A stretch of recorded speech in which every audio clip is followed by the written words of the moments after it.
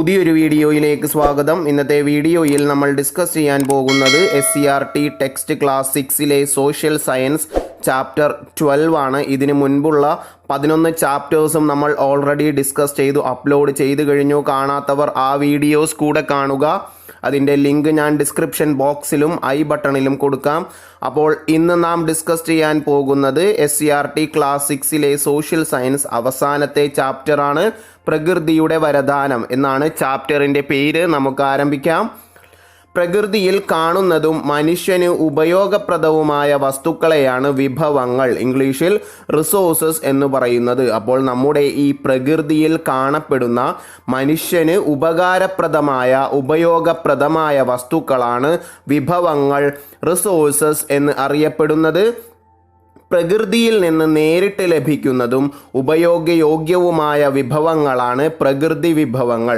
അപ്പോൾ ആദ്യം പറഞ്ഞത് പ്രകൃതിയിൽ കാണപ്പെടുന്നതും മനുഷ്യന് ഉപയോഗപ്രദവുമായ വസ്തുക്കളാണ് വിഭവങ്ങൾ, റിസോഴ്സസ്. ഇനി അത്തരത്തിലുള്ള റിസോഴ്സസ് നമുക്ക് പ്രകൃതിയിൽ നിന്ന് നേരിട്ട് ലഭിക്കുകയാണെങ്കിൽ അവയെ വിളിക്കുന്ന പേരാണ് പ്രകൃതി വിഭവങ്ങൾ, ഇംഗ്ലീഷിൽ നാച്ചുറൽ റിസോഴ്സസ് എന്ന് പറയുന്നു. ഈ ഫിഗറിൽ കൊടുത്തിരിക്കുന്നു കുറച്ച് റിസോഴ്സസിന് എക്സാമ്പിൾ: ശിലകൾ, ജലം, മണ്ണ്, കാറ്റ്, ധാതുക്കൾ, സൂര്യപ്രകാശം എന്നിവയെല്ലാം പ്രകൃതി വിഭവങ്ങൾക്ക് എക്സാമ്പിളാണ്. ജീവനുള്ള വിഭവങ്ങളെ ജൈവ വിഭവങ്ങൾ, ബയോട്ടിക് റിസോഴ്സസ് എന്നും ജീവനില്ലാത്ത വിഭവങ്ങളെ അജൈവിക വിഭവങ്ങൾ, അബയോട്ടിക് റിസോഴ്സസ് എന്നും വിളിക്കുന്നു. അപ്പോൾ ജീവനുള്ള വിഭവങ്ങളാണ് ജൈവ വിഭവങ്ങൾ. നമ്മൾ ആദ്യം പറഞ്ഞ വിഭവങ്ങളിൽ ജീവനുള്ളവയെ ജൈവ വിഭവങ്ങൾ എന്നും ജീവനില്ലാത്തവയെ അജൈവ വിഭവങ്ങൾ എന്നും പറയുന്നു. നമ്മൾ നേരത്തെ പറഞ്ഞ എക്സാമ്പിൾസ് എല്ലാം അജൈവ വിഭവങ്ങൾക്ക് എക്സാമ്പിൾ ആണ്. ജൈവ വിഭവങ്ങൾക്ക് എക്സാമ്പിൾ ആണ് മനുഷ്യൻ. നമ്മൾ ഇംഗ്ലീഷിൽ ഹ്യൂമൻ റിസോഴ്സ് എന്ന് പറയും, അത് ജൈവ വിഭവത്തിന് എക്സാമ്പിൾ ആണ്. അടുത്തത് പുനഃസ്ഥാപിക്കാൻ കഴിയുന്ന വിഭവങ്ങൾ, ഇംഗ്ലീഷിൽ റിന്യൂവബിൾ റിസോഴ്സസ് എന്നാണ് പറയുന്നത്. നമുക്ക് പ്രകൃതിയിൽ നിന്നും എക്കാലത്തും ലഭ്യമായ വിഭവങ്ങൾ റിസോഴ്സസ് ആണ്. പുനഃസ്ഥാപിക്കാൻ കഴിയുന്ന വിഭവങ്ങൾ ഇവയ്ക്ക് എക്സാമ്പിൾ ആണ് കാറ്റ്, ജലം, സൂര്യപ്രകാശം, മണ്ണ് എന്നിവയെല്ലാം. അപ്പോൾ നമുക്ക് ഭൂമിയിൽ നിന്നും എക്കാലത്തും ലഭ്യമായ വിഭവങ്ങളാണ് പുനഃസ്ഥാപിക്കാൻ കഴിയുന്ന വിഭവങ്ങൾ, ഇംഗ്ലീഷിൽ റിന്യൂവബിൾ റിസോഴ്സസ് എന്ന് പറയുന്നു. ഇനി അടുത്തത് പുനഃസ്ഥാപിക്കാൻ കഴിയാത്ത വിഭവങ്ങൾ, നോൺ റിന്യൂവബിൾ റിസോഴ്സസ്. ഇവ ഉപയോഗത്തിനനുസരിച്ച് തീർന്നു പോകുന്നു. നമ്മുടെ കൽക്കരി, പെട്രോളിയം, നാച്ചുറൽ ഗ്യാസ്, പ്രകൃതിവാതകം എന്നിവയെല്ലാം ഇത്തരത്തിൽ പുനഃസ്ഥാപിക്കാൻ കഴിയാത്ത വിഭവങ്ങൾക്ക് ഉദാഹരണമാണ്. അപ്പോൾ പുനഃസ്ഥാപിക്കാൻ കഴിയുന്ന വിഭവങ്ങൾ റിന്യൂവബിൾ റിസോഴ്സസ് ആണ് കാറ്റ്, ജലം, തിരമാല, സൂര്യപ്രകാശം, മണ്ണ് എന്നിവ. പുനഃസ്ഥാപിക്കാൻ കഴിയാത്ത വിഭവങ്ങൾ നോൺ റിന്യൂവബിൾ റിസോഴ്സസിന് എക്സാമ്പിൾ ആണ് കൽക്കരി, പെട്രോളിയം, പ്രകൃതിവാതകം, നാച്ചുറൽ ഗ്യാസ് എന്നിവയെല്ലാം. വ്യക്തമായി എന്ന് വിചാരിക്കുന്നു. ഇനി എന്താണ് വിഭവ ശോഷണം എന്ന് നോക്കാം. അനിയന്ത്രിതമായ ഉപയോഗം മൂലം വിഭവങ്ങളുടെ അളവിലും ഗുണത്തിലും ഉണ്ടാകുന്ന കുറവാണ് വിഭവ ശോഷണം. അപ്പോൾ നാം ഇത്രയും നേരം പറഞ്ഞ വിഭവങ്ങൾ നമ്മൾ നല്ല രീതിയിൽ ഉപയോഗിച്ചില്ലെങ്കിൽ, അനിയന്ത്രിതമായി ഉപയോഗിച്ചാൽ അവയുടെ അളവിലും ഗുണത്തിലും കുറവ് സംഭവിക്കുന്നു. ഇത്തരത്തിലുണ്ടാകുന്ന കുറവിനെയാണ് വിഭവ ശോഷണം എന്ന് പറയുന്നത്. ഈ വിഭവ ശോഷണത്തെക്കുറിച്ച് ആദ്യമായി ഐക്യരാഷ്ട്ര സംഘടന ഒരു ഉച്ചകോടി നടത്തിയിരുന്നു. ഈ ഐക്യരാഷ്ട്ര സംഘടനയുടെ ആദ്യ ഭൗമ ഉച്ചകോടി നടന്നതാണ് റിയോ ഡി ജനീറോയിൽ. റിയോ ഡി ജനീറോ ബ്രസീലിലാണ്. 1992 ആദ്യ ഭൗമ ഉച്ചകോടി നടന്നത് ഐക്യരാഷ്ട്ര സംഘടനയുടേത്. അതിൻ്റെ ബന്ധപ്പെട്ട വിഷയം വിഭവ ശോഷണം തന്നെയായിരുന്നു. അതാണ് അത് ഇവിടെ പ്രതിപാദിക്കാൻ കാരണം. ഇനി ആ ഭൗമ ഉച്ചകോടിയിൽ പ്രസംഗിച്ച പെൺകുട്ടിയുടെ ചിത്രമാണ് ഇവിടെ കൊടുത്തിരിക്കുന്നത്. പേരാണ് സെവൻ കുളിസ് സുസുക്കി. കാനഡക്കാരിയായ ഒരു പെൺകുട്ടിയാണ് ആ ഭൗമ ഉച്ചകോടിയിൽ പ്രസംഗിച്ചത്. മനുഷ്യന്റെ അമിതമായ വിഭവ ചൂഷണം മൂലം വംശനാശം സംഭവിച്ച ജീവിയാണ് ഡോഡോ. അപ്പോൾ നമ്മൾ പറഞ്ഞ വിഭവ ശോഷണത്തിന്റെ ഒരു ഇരയാണ് ഡോഡോ എന്ന ഈ ചിത്രത്തിൽ കാണപ്പെടുന്ന പക്ഷി. നമ്മുടെ അമിതമായ വിഭവ ചൂഷണം, അനിയന്ത്രിതമായി നമ്മൾ വിഭവങ്ങൾ ഉപയോഗിച്ചത് മൂലമാണ് ഈ പക്ഷിക്ക് വംശനാശം സംഭവിച്ചത്. ഇന്ത്യൻ മഹാസമുദ്രത്തിൽ മൗറീഷ്യസ് ദ്വീപിൽ കണ്ടുവന്നിരുന്ന ഈ പക്ഷികളെ മാംസത്തിനു വേണ്ടി കൊന്നൊടുക്കിയപ്പോൾ ഭൂമുഖത്തു നിന്നും അവ അപ്രത്യക്ഷമായി. അപ്പോൾ മനുഷ്യന്റെ അമിതമായ വിഭവ ചൂഷണം മൂലം ഭൂമുഖത്തു നിന്നും അപ്രത്യക്ഷമായ ഒരു പക്ഷിക്ക് എക്സാമ്പിളാണ് ഡോഡോ. ഇവ കാണപ്പെട്ടിരുന്നത് ഇന്ത്യൻ മഹാസമുദ്രത്തിലെ മൗറീഷ്യസ് ദ്വീപിലാണ്. ഇത്തരത്തിൽ വംശനാശം വന്ന മറ്റു രണ്ട് ജീവി വർഗങ്ങളാണ് ഇന്ത്യയിൽ ഉണ്ടായിരുന്ന അറോച്ച് എന്ന കന്നുകാലി വർഗം, ഏഷ്യൻ ചീറ്റപ്പുലി എന്നിവ.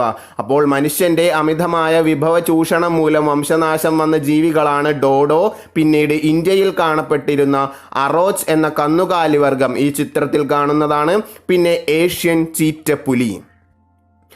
1972 ജൂണിൽ സ്റ്റോക്ക്ഹോമിൽ നടന്ന മാനവ പരിസ്ഥിതിയെക്കുറിച്ച് ഐക്യരാഷ്ട്ര സംഘടനയുടെ സമ്മേളനത്തിൽ ഇന്ത്യയുടെ പ്രധാനമന്ത്രി ശ്രീമതി ഇന്ദിരാഗാന്ധി നടത്തിയ പ്രസംഗം ഐക്യരാഷ്ട്രസഭയെ ജൂൺ 5 ലോക പരിസ്ഥിതി ദിനമായി ആചരിക്കാനുള്ള തീരുമാനത്തിലെത്തിച്ചു. നമുക്കറിയാം, ലോക പരിസ്ഥിതി ദിനം, വേൾഡ് എൻവയോൺമെന്റ് ഡേ ആയി ആചരിക്കുന്നത് ജൂൺ 5 ആണ്.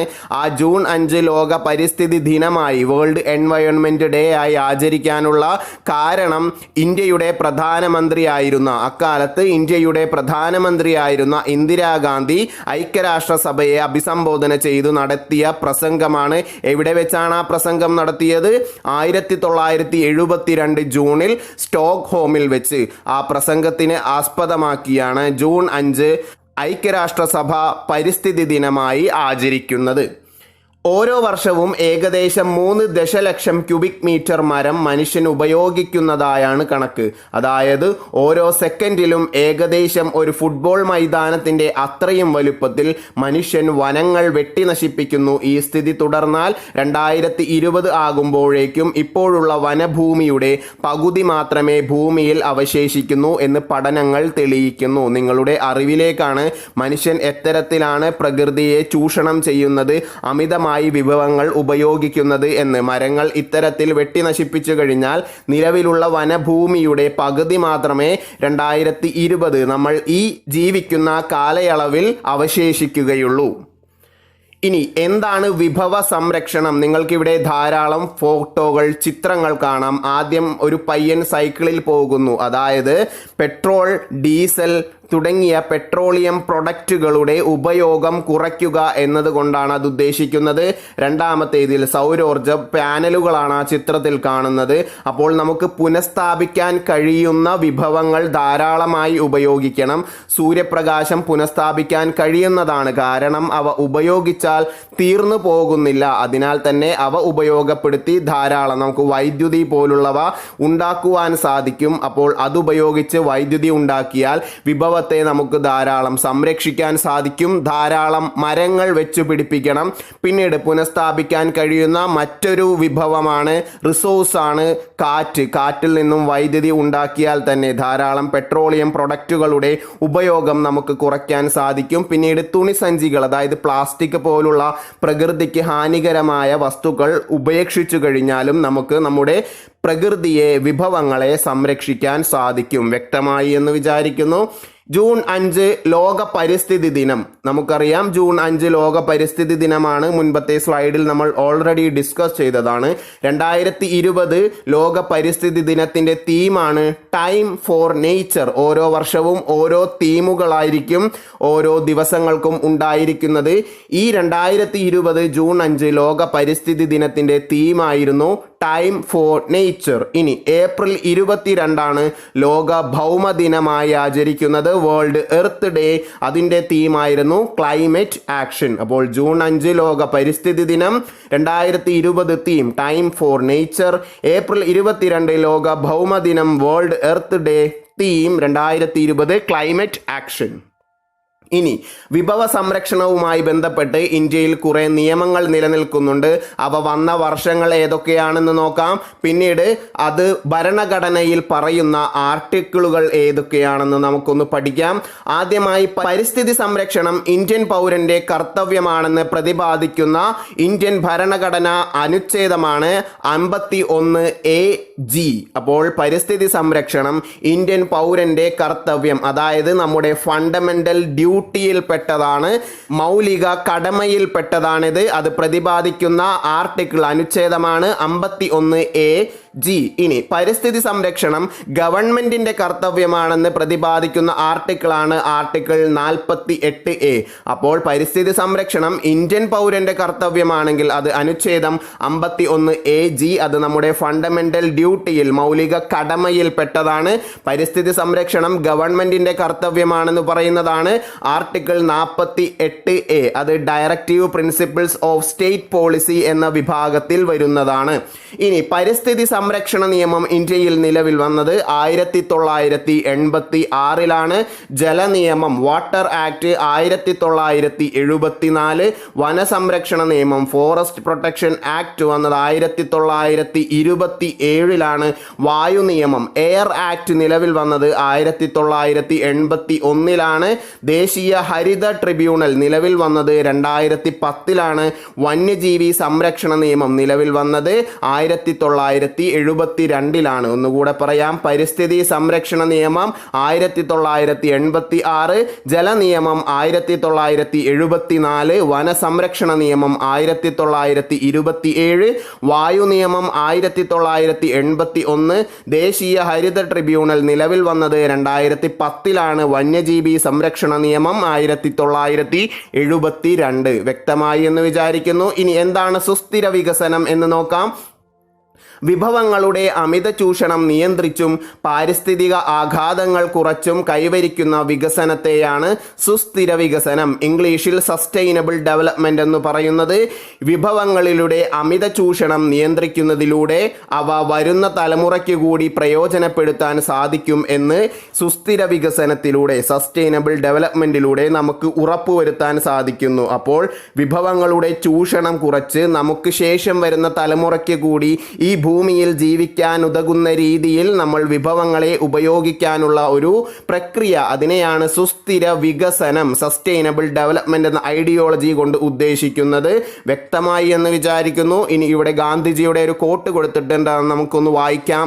നമുക്ക് എല്ലാവരുടെയും ആവശ്യങ്ങളെ തൃപ്തിപ്പെടുത്താനുള്ള വിഭവങ്ങളുണ്ട്, എന്നാൽ ഒരാളുടെ പോലും അത്യാഗ്രഹത്തെ നിറവേറ്റാനുള്ളതില്ലതാനും. അപ്പോൾ എല്ലാവർക്കും ആഗ്രഹങ്ങൾ, ആവശ്യങ്ങളുണ്ട്, അത് നിറവേറ്റാനുള്ള വിഭവങ്ങൾ ഇന്ത്യയിൽ തന്നെ നമുക്കുണ്ട്, എന്നാൽ എല്ലാവരുടെയും അത്യാഗ്രഹത്തെ നിറവേറ്റാൻ ഇല്ല താനും. വ്യക്തമായി എന്ന് വിചാരിക്കുന്നു. ഗാന്ധിജി ഈ കോട്ടിലൂടെ ഉദ്ദേശിച്ചത് നമ്മുടെ വിഭവങ്ങളെ നല്ല രീതിയിൽ ചൂഷണം ചെയ്യാതെ നിയന്ത്രിച്ച് ഉപയോഗിക്കണം എന്നാണ്.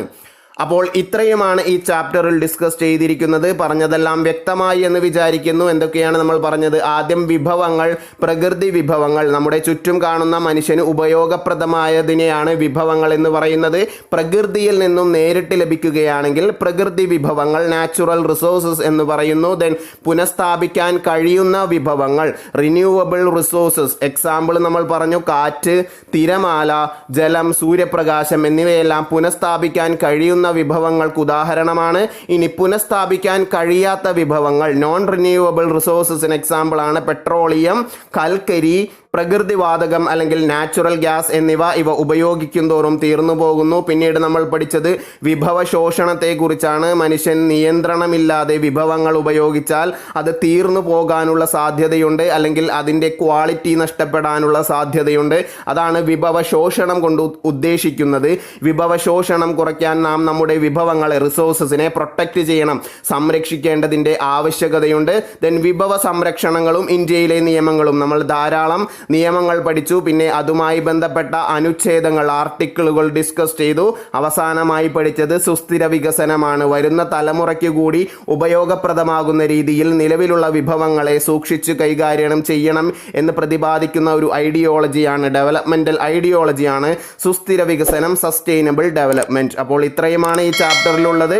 എൻ്റെ വീഡിയോസ് ഇഷ്ടമാകുന്നുണ്ടെങ്കിൽ ചാനൽ സബ്സ്ക്രൈബ് ചെയ്യുക, ഷെയർ ചെയ്യുക. പുതിയൊരു വീഡിയോയുമായി വരുന്നത് വരേക്കും താങ്ക് യു.